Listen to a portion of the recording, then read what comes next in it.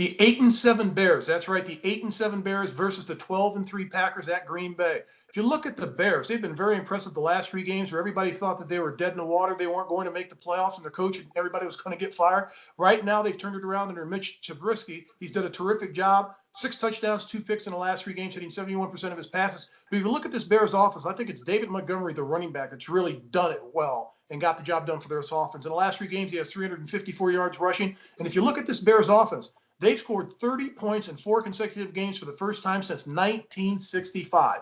So that really says something about the Bears offense. They're going in the right direction. The Packers have already locked up the division. I know you're going to talk about Aaron Rodgers. Yeah, the 44 touchdowns and 5 picks. He should be the MVP. They're not playing for a lot, but they are playing for that home field bye if they get it and if New Orleans loses. So there's a lot on the line here, but there's a lot on the line for the Bears. If the Bears win, they're in. Packers are given 5.5. I think the Bears are going to give them a fight. I like the Bears. I'm going to take the upset with the Bears outright, with the Bears winning this game 31-27. First of all, I want to congratulate the NFL for the timing of the schedule. If you'll notice, Mark, there are many games where if so and so wins, they get the first round bye. Instead, they have them all playing at the same time.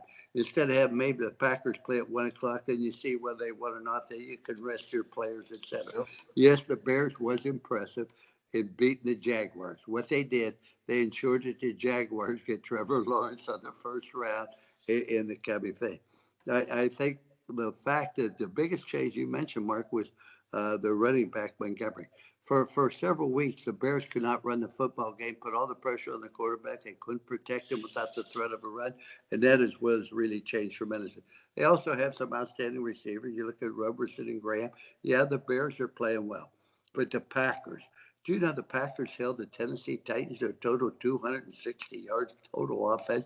I mean, that is a heck of a feat. Everybody talked about Adams, the great receiver, caught 142 yards, 3 touchdowns. Yet they talk about Aaron Rodgers. They talk about all the great athletes, but their defense is playing very, very well.